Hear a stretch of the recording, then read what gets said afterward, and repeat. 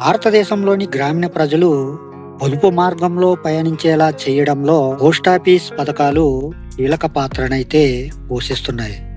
ముఖ్యంగా ప్రతి గ్రామంలో పోస్టాఫీస్ ఉండటం వల్ల సొమ్మును పొదుపు చేయటం సులువుగా ఉంటుంది. అలాగే ఊళ్ళోనే పోస్టాఫీస్ ఉండటంతో మహిళలు కూడా సొమ్ము పొదుపు వైపు అడుగులు వేస్తున్నారు.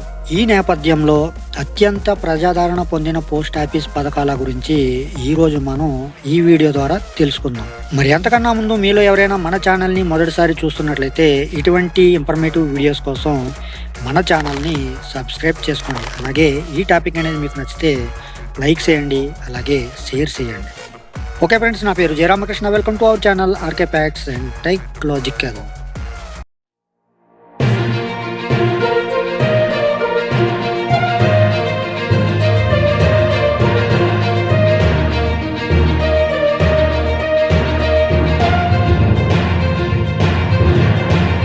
ప్రజలు సాధారణంగా కొత్త సంవత్సరంలో ఆకాంక్షలు, ప్రతిష్టాత్మక లక్ష్యాల కోసం పొదుపు గురించి ఆలోచిస్తూ ఉంటారు.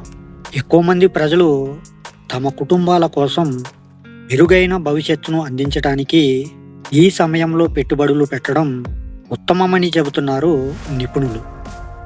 కొత్త సంవత్సరంలో పెట్టుబడులు పెట్టాలని ఆలోచిస్తుంటే హామీతో కూడిన స్థిర రాబడిని అందించే అనేక ప్రభుత్వ ఆధారిత పెట్టుబడి పథకాల్లో పెట్టుబడి పెట్టాలని సూచిస్తున్నారు.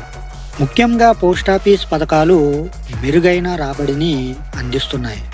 ఈ నేపథ్యంలో పోస్టాఫీస్లో ఉన్న అతి ముఖ్యమైన 4 పథకాల గురించి ఇప్పుడు మీరు తెలుసుకోండి. కిసాన్ వికాస పత్ర. కిసాన్ వికాస్ పత్ర కేవీపీ ప్రస్తుతం 7.5% వడ్డీ రేటుని అందిస్తుంది. కనీస పెట్టుబడి 1000 రూపాయలతో కేవీపీ ఖాతాను తెరవవచ్చు. అలాగే మనం పెట్టే పెట్టుబడిపై ఎలాంటి గరిష్ట పరిమితి లేదు.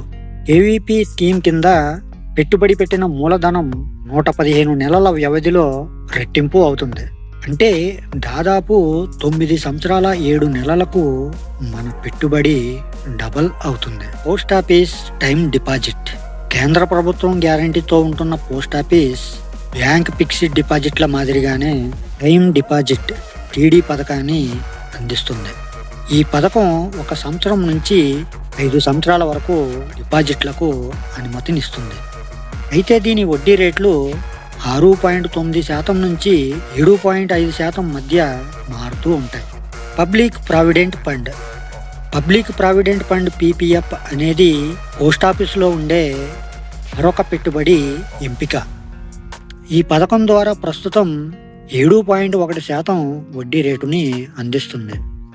పెట్టుబడిదారులు ఒక ఆర్థిక సంవత్సరంలో కనిష్టంగా 500 రూపాయల నుంచి గరిష్టంగా 1,50,000 రూపాయల వరకు పెట్టుబడిని పెట్టవచ్చు.